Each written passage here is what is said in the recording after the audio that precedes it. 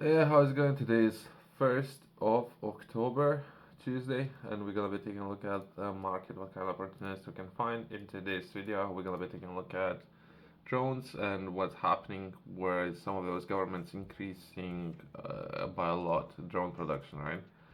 In response to that, there's a lot of opportunities that might be in the UK when setting up your business and solving this particular problem, right?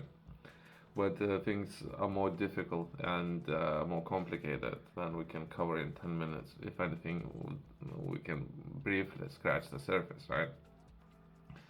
Where we're going to be taking a look at expenditure. So if some of those governments looking to spend way more money compared to what they were spending to this point, there would be other governments, surrounding governments, who most likely gonna need to spend or be very smart or creative with their money when it comes to defense, right?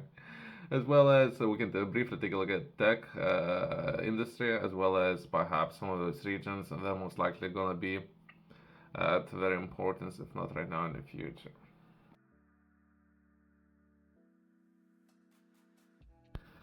First article we're going to be taking a look at that the Russia hikes 2025 defense spending by 25% to a new post-Soviet height, so it's potentially to match war expenditure. I don't know if I agree with any of these points, by the way. Since military, it doesn't really why most of the money would end up just in the hands of free companies. So that's the biggest concern. So since over time there used to be so many companies operating in the defense sector, and over time it was all these numbers was reduced to just a handful of companies, and now if there is going to be increases in spending, the issues might be that there might be a lot of more conflicts in the world, right? But either way, it's something that was published 17 hours ago, and that will be rise to spend 6.3 of GDP of national defense. That will be Russia, as well as highest level since the Cold War. Defense spending at 145 billion. Budget shows massive amount, 145 billion in spending. Either way, defense spending, a third of all spending. Yeah, okay, but perhaps that would be more important compared to other governments who are spending a lot on other matters, but that would be just overall how finances would be managed for Russia. I would like to say it's a company and how this company will be run, but either way, defense and security spending even higher, right? So we can briefly take a look at expenditure and importance of defense and where things are moving. But I think we have covered everything already. We can briefly touch on a couple of points, perhaps. That would be September 30. Russia is hiking state spending to national defense by the quarter in 2025 to 6.3% of gross domestic product, the highest level since the Cold War. Okay, so we're just going a little bit more in detail, but most likely we brushing over some points, right? Defense spending will account for 32% of total 225 budget expenditure at 41.5 trillion rubles. The draft budget was officially submitted on Monday. The state, okay. There's my names of the companies, all these kind of things, right? But either way, so let's not go too much into detail. We do understand everything what we need to understand, right? Massive budget, right? 145 billion in addition to hardware and software potentially that some of those governments already have. That in addition to some of those governments do have a lot of inventory. So if they need to spend extra to develop perhaps workforce and perhaps in increasing some of those different sectors, robotics, software development, robotics, engineers, all these kind of things, and what kind of impact, and that most likely going to lead to more conflicts, right?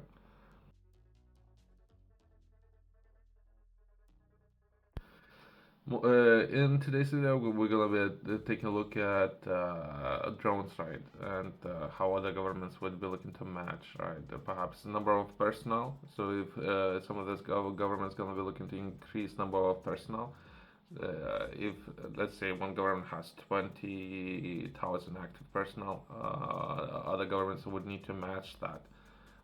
but it's very difficult. But either way, Putin says Russia is ramping up drone production tenfold, so 10 times increasing to what and where things were. Russia's military got 140,000 drones in 2023. Production to increase almost 10 times this year. Putin says drones are developing fast. Says drones defense also need to be developed.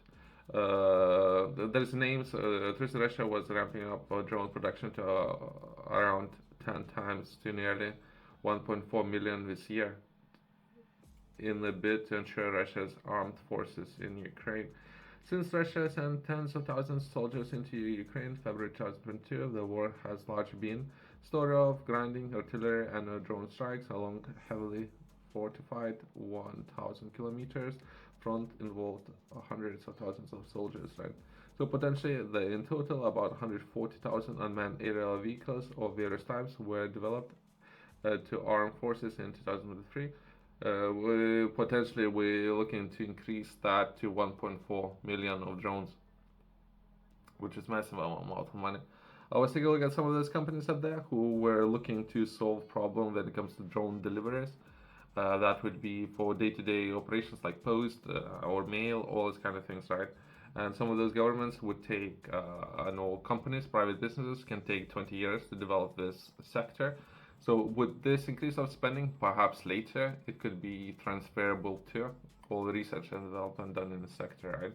But either way, so before we can enter into a private sector, so at the moment we're taking a look at military expenditure and increase in spending in this particular development areas, right?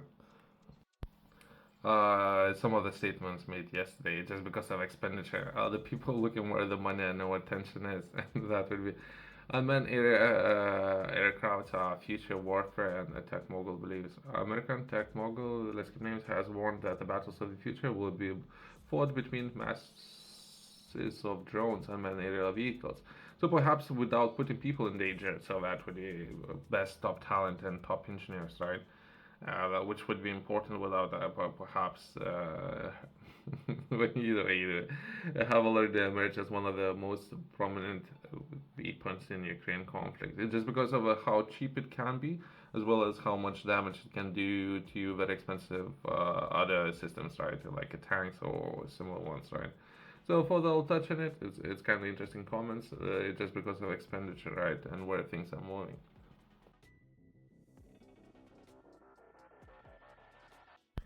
Just to take a look at what UK research and development opportunities might be, that would be DASA launch new approach to accelerate innovation and solutions for UK defense. The early market engagement pilot scheme will run collaborative workshops for defense and work with industry and academia. So it could be industry as a business and or academia, so that would be research work, and that could, I believe that most likely we're going to be taking a look at uncrewed systems, most likely just because to match expenditure and all capabilities, right? So it's always like that. And it's something that was published yesterday.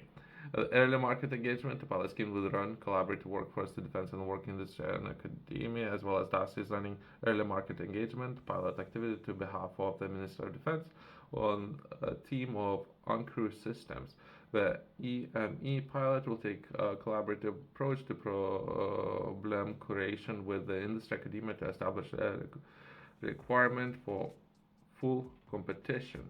Okay, so that's just early engagement potential. Workshops will be held in Bristol, London, and Newcastle with the objective to share Minister of Defense strategic problems with industry in order to challenge the problem and or identify potential solutions that could rapidly develop capabilities of defense, right? So if anything, I'm looking to bring more attention so more people will be interested in engaging with them, right? So it's solving problems, right? As of now, rough estimates, perhaps 250 businesses. It should be way higher, perhaps 500 businesses should be looking at this opportunity and solving some of those problems for UK's defense and building those capabilities. If not for military purposes, just for your own views, right? Perhaps you can develop some systems and also some solutions when it comes to logistical problems for day-to-day use, right? Not necessarily military. I don't know, but it depends on the individual, right? Perhaps I should get paid to promoting these initiatives. Send me a check, and perhaps we can come back and cover everything in more detail. But other than that, perhaps if yourself you have a businesses and you're interested, and or if you are taking part or having a group leading a group of researchers in this field, you can engage with this or similar competitions, but again, you should be considering all terms and conditions. I don't know how much freedom you would have if you were to develop any solution. Perhaps it would not necessarily you would own anything. So that's a different story. So I haven't read terms and conditions, but that's worth mentioning, right? So if any of those governments interested in funding any of those competitions, perhaps they're gonna keep all the rights to all the work that will be completed, right? So that is just an option. That's something to take into account, right? I don't know if they would be asking as of now at this stage to sign in the paperwork or all these kind of things, but if you were interested in developing any of those solutions, perhaps you might be interested in licensing and keeping all the rights. So I thought I'll touch on it, and from there let's progress and let's take a look at other opportunities. Right? I thought I would do it, and perhaps we won't be touching this subject anymore. This whole organization, the way how this project would be carried out, I don't think this particular project, has been carried out by professionals from UK, but that's energy that I'm getting. I don't know all these details. I've been trying to find some information and I couldn't find it. But the way how some of these competitions would be structured is that really perhaps overseas partners. So if you look into the business with UK, I don't think that's a UK's interest and all being overseen all those kind of things, right? So for that, I'll touch on Department for Science, Innovation, and Technology. And this department, I am getting very strange vibes from this particular department, right?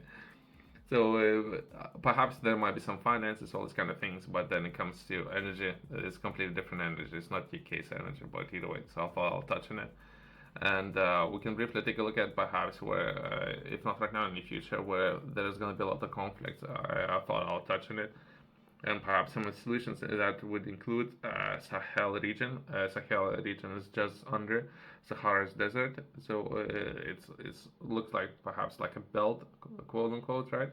And this particular region will be very important, and there are a lot of conflicts right now, and most likely there is going to be a lot of conflicts in the future, since most likely not a lot of people are talking about this particular region. So I'll touch on it, including Sudan, Niger, Mali, all these kind of areas. Perhaps that would be very important, but no one's talking about it. Let's close on that. Thanks for watching. See you next one.